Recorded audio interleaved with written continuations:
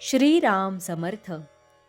श्रोते हो, आपण ऐकत आहात श्री गोंदवलेकर महाराज यांचे प्रवचन. साधन चतुष्टय. कोणतीही इमारत बांधित असताना अगोदर तिचा पाया जसा घालावा लागतो त्याप्रमाणे परमार्थ साधण्यासाठी अगोदर साधनांचा पाया घालावा लागतो. शास्त्राने 4 प्रकारचे साधन सांगितले आहे. प्रथम, नित्यानित्य वस्तुविवेक करावा. अनित्य जो विषय त्याच्या बाबतीत आपण उदास व्हावे आणि नित्य जो भगवंत त्याच्याकडे लक्ष द्यावे. नंतर या जगातल्या किंवा स्वर्गातल्या भोगाची वासना नाहीशी करावी. हे दुसरे साधन होय. आपले मन बाह्य विषयांकडे धाव घेते, तिथून त्याला खेचून आणावे आणि भगवंताकडे लावावे.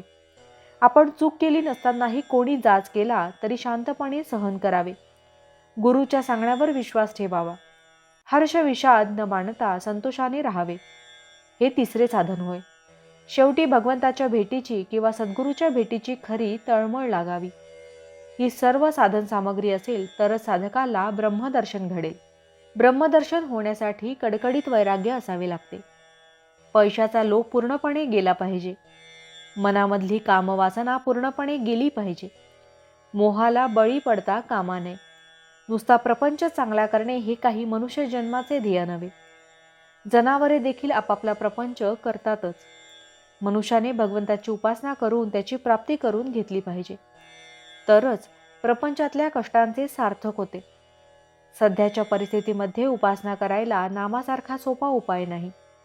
खरोखर भगवंताच्या नामामध्ये फार मोठे सामर्थ्य साठवलेले आहे. त्याचे नाम घेऊन जो जगात वावरेल त्याला व्यवहारामध्ये नेहमीच यश येईल असे नाही, परंतु भगवंत त्याची लाज राखील यात शंका नाही. प्रपंचातले यश आणि अपयश या तात्पुरत्या गोष्टी आहेत. भगवंताच्या अनुसंधानाला खरे महत्त्व आहे. रामाच्या इच्छेनेच आपल्याला सुखदुःख भोगावे लागते, पण हे आपल्याला सर्वाच्या शेवटी आठवते, म्हणून सुखदुःख बाधते.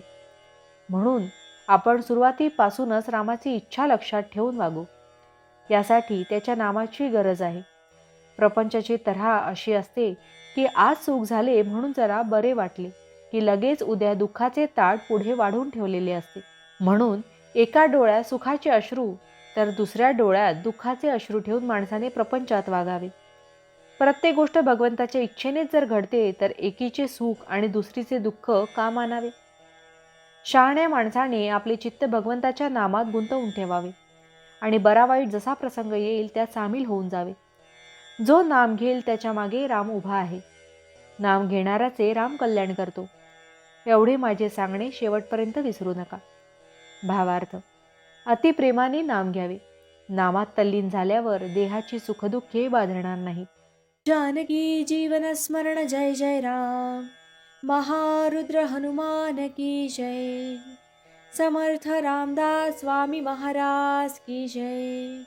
सब संतन की जय. श्री अनंत कोटि ब्रह्मांड नायक राजाधिराज सच्चिदानंद सद्गुरु श्री ब्रह्मचैतन्य महाराज की जय. जय जय रघुवीर समर्थ. आता आपण 13 वेळा नामस्मरण करूया. श्रीराम जय राम जय जय राम.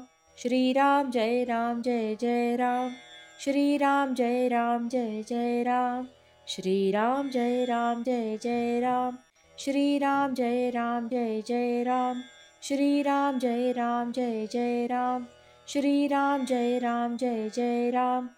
श्रीराम जय राम जय जय राम. श्रीराम जय राम जय जय राम. श्रीराम जय राम जय जय राम.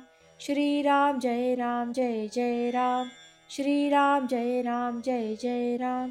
श्रीराम जय राम जय जय राम. जय श्रीराम.